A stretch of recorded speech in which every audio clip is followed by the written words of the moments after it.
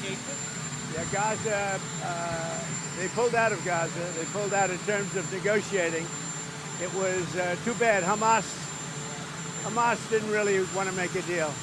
I think they want to die, and it's very, very bad. Are you done? And it got to be to a point where you're going to have to finish the job. They really, they asked for things. Don't forget, we got a lot of hostages out. So now we're down to the final hostages, and they know what happens after you get the final hostages. And basically, because of that, they really didn't want to make a deal. I saw that. So they pulled out, and they're going to have to fight, and they're going to have to clean it up. You're going to have to get rid of it. Bringing hostages home. What are the alternative methods to bring hostages home? Well, we got a lot of them out, and it's I've always said those last 10 or 20 are going to be the toughest, because Hamas knows what happens when they don't have any bargaining chip. And they really broke a deal. They broke a deal, and you're going to have to do what you have to do right now. It's a terrible thing. And I always knew that. I said, when you get down to the last ones, they're not going to be able to make a deal. President, what's your comment on ceasefire? Have you given up on a Gaza ceasefire? Well, the Gaza situation, and I said this was going to happen when you get down to your last 10 or 20. We got a lot of hostages out. We took them out in numbers that nobody believed, a lot of them. And I said, when you get down to 10 or 20, I don't think Hamas is going to make a deal, because that means they have no protection. And basically, that's what happened. Hamas didn't want to make a deal. Have you seen that photo?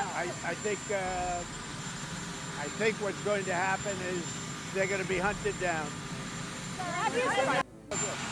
Counterproductive to for France to say that they would recognize the Palestinian state. Macron said that yesterday. Look, he's a different kind of a guy. He's okay. He's a team player, pretty much.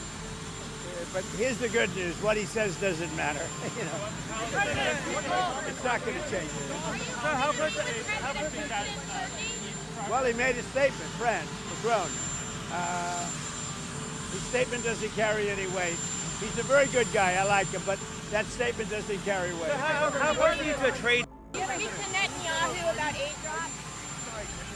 Mr. President, do you speak to Netanyahu about allowing aid drops in Gaza from Arab countries? Yeah, I speak to him, but I can't tell you what I spoke to him about. But it was sort of disappointing, although I told you. I mean, I told you, when you get down to those last 20 hostages, you get down to that last 10 or 20, it's going to be very hard for Hamas to make a deal, because they lose their shield, they lose their cover. We got a lot of them out, a lot of them. We took a lot of bodies out, too.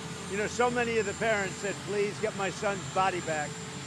And we're able to do that. We got a lot of people out, live and people that are not alive. But it was very important to the parents to get their son back, even though they knew their son was dead. Allowing enough humanitarian aid into Gaza. Do you think Israel is allowing enough humanitarian aid? Being blocked by a lot of people. People don't know this, and we didn't certainly get any acknowledgement or thank you, but we contributed $60 million to food and supplies and everything else.